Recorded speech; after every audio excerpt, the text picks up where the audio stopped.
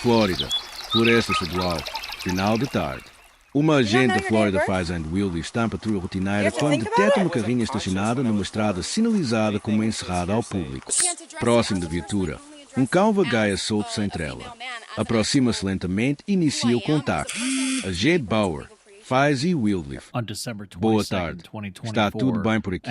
Quantas pessoas estão dentro da carrinha? Só vocês? A sua esposa e um bebê. Percebi.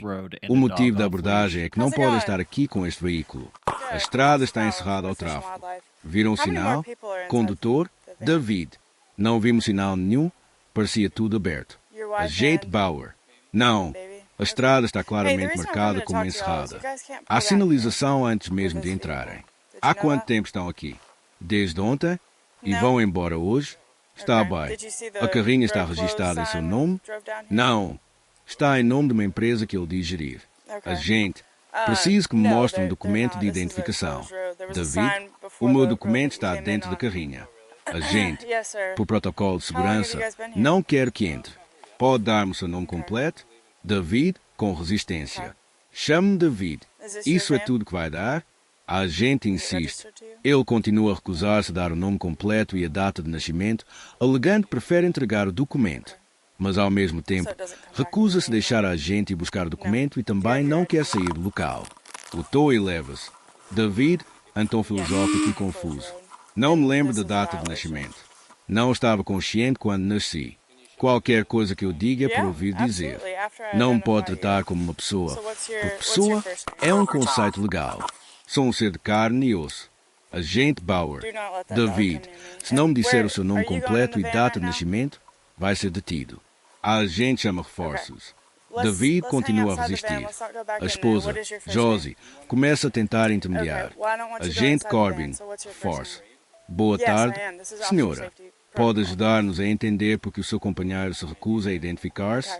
Josie, ele é assim? Tem convicções fortes. Não é violento. Apenas acredita fortemente em certos princípios. Estamos só a acampar, a viver em paz.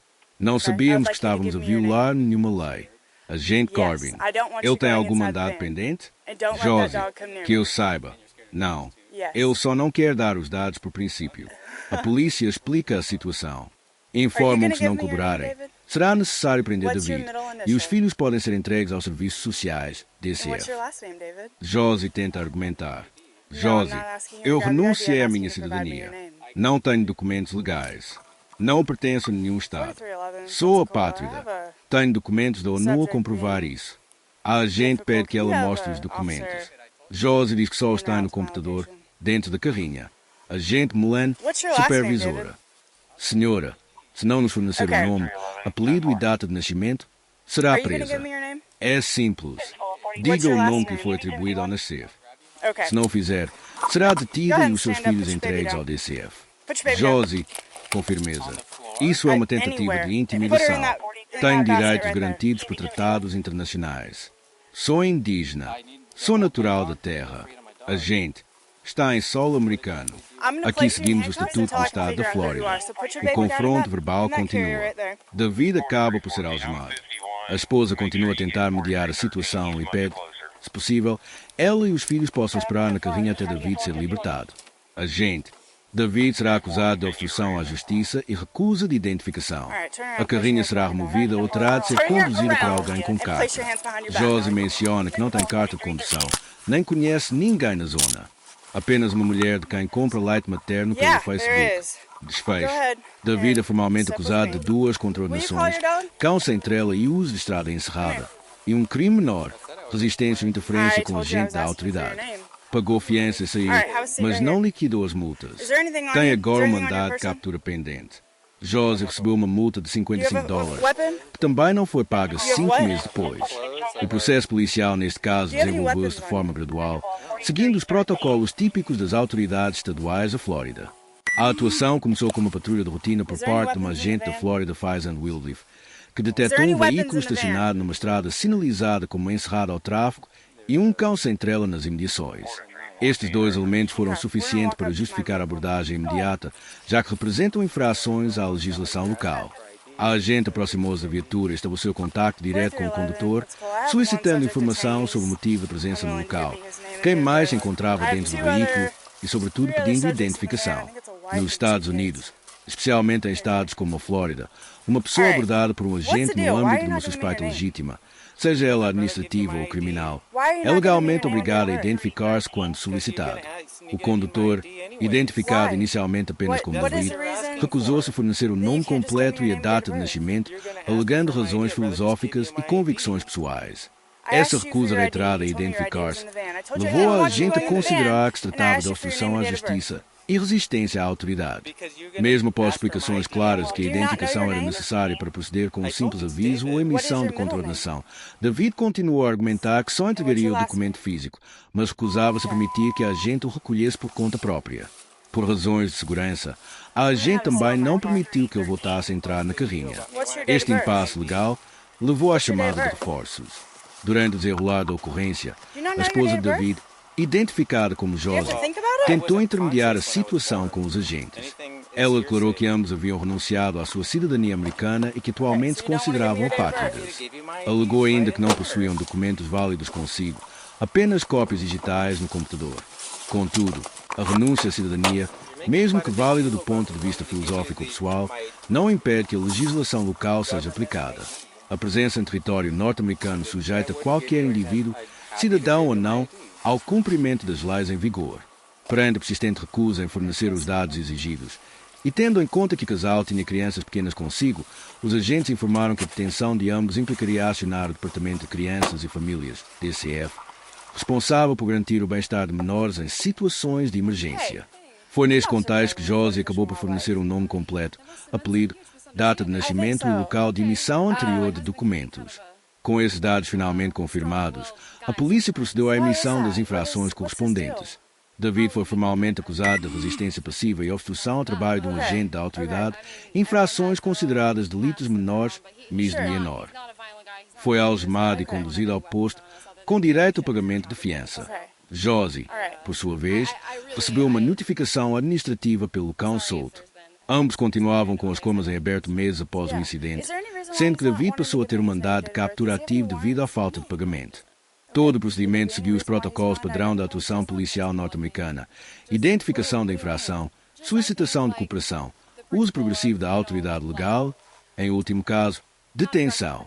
Mesmo perante resistência não violenta, a recusa a identificar-se, sem justificação legal reconhecida, é considerado um entrave direto à justiça e pode resultar em prisão.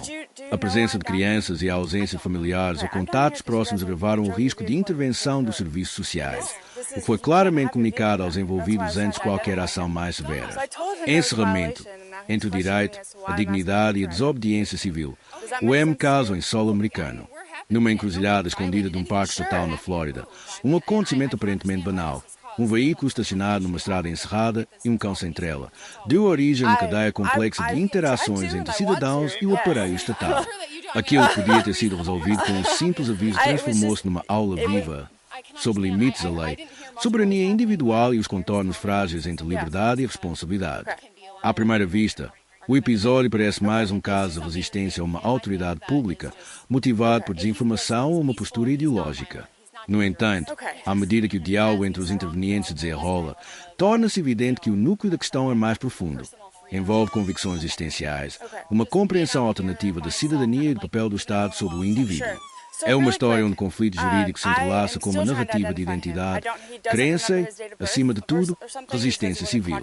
A detenção de David, a insistência de Josie em manter-se apátrida, o envolvimento potencial dos serviços sociais por causa dos filhos menores e a forma como os agentes geriram a situação lançam várias perguntas fundamentais.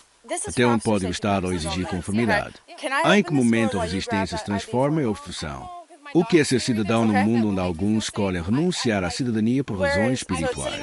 É inevitável começar pela base legal. De acordo com o Estatuto 900.1151 do Estado da Flórida, um agente da autoridade pode exigir identificação a qualquer pessoa que seja suspeita de estar envolvida numa infração ou atividade criminal. A não cooperação nesse momento, como no caso de David, pode configurar obstrução à justiça e resistência passiva, ambos considerados misdemeanors, delitos menores. Este enquadramento é válido, independentemente da nacionalidade ou do estatuto legal do indivíduo. Por outras palavras, o simples facto de alguém se declarar apátrida ou de alegar a renúncia à cidadania não isenta essa pessoa de cumprir as leis locais enquanto se encontra no território. A jurisdição do Estado sobre um corpo físico presente no seu solo é um dos pilares do direito territorial. É precisamente este princípio que permite, por exemplo, que turistas estrangeiros sejam detidos por infrações rodoviárias ou por delitos menores. A lei não distingue entre cidadão e não cidadão quando a integridade da ordem pública está em jogo. Mas, do outro lado, temos um argumento de ordem filosófica. David e Josie não negam a autoridade policial apenas por desafio.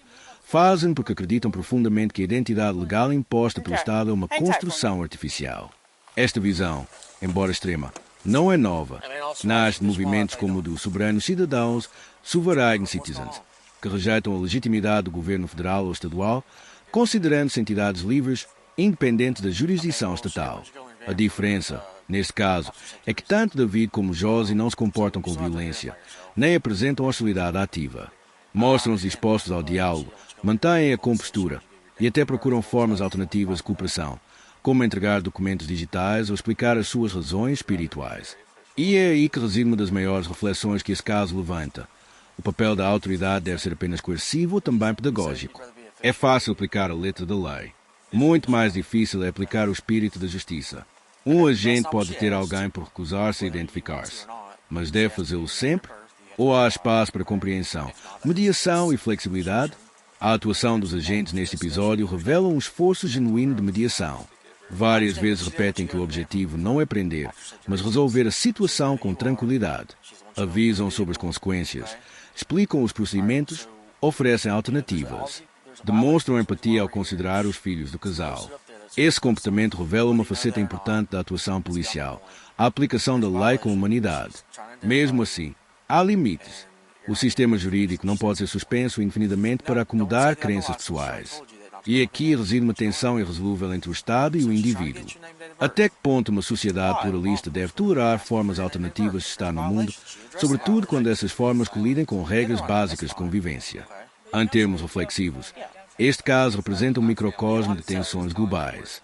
Num mundo onde fronteiras, cidadanias e identidades estão cada vez mais fluídas, o que significa realmente pertencer a um lugar? E até que ponto os Estados estão preparados para lidar com cidadãos que recusam ser cidadãos? A resistência civil é uma ferramenta poderosa. Quando usada com responsabilidade, pode transformar sociedades. Mas quando se transforma em negação absoluta da convivência social, como recusar-se a identificar-se numa estrada pública, perde o seu valor moral e passa a ser simplesmente desobediência gratuita. Josie e David têm o direito de viver segundo os seus princípios. Mas esse direito termina quando coloca em risco os direitos dos outros, inclusive os seus próprios filhos. Recusar-se a cumprir obrigações básicas em nome da liberdade é um exercício legítimo até certo ponto. Depois disso, transforma-se num jogo perigoso com consequências reais. Este caso recorda-nos que o Estado é, antes de mais, uma estrutura de compromisso. Não é perfeito, mas representa o esforço coletivo de criar regras comuns para uma vida em sociedade. Ignorar essas regras em nome da liberdade individual absoluta é, em última instância, negar a própria possibilidade de viver com os outros. A liberdade não é a ausência de regras. É a escolha consciente de viver dentro de um quadro comum, onde os direitos de todos são respeitados, inclusive o direito a ser diferente. O episódio termina com a assentação, por parte de Josie, da citação administrativa. A tensão reduz. O conflito transforma-se em aprendizagem, mas as perguntas permanecem. Quem somos quando deixamos de ser pessoas perante o Estado? E quem seríamos se todos decidíssemos abandonar as regras em nome da liberdade pessoal? Este não é apenas um caso legal. É um retrato profundo de um dilema humano que atravessa séculos, o desejo de autonomia frente à necessidade de convivência. E, como sempre, a resposta não está apenas na lei. Está na nossa capacidade de compreender, negociar, acima de tudo, respeitar.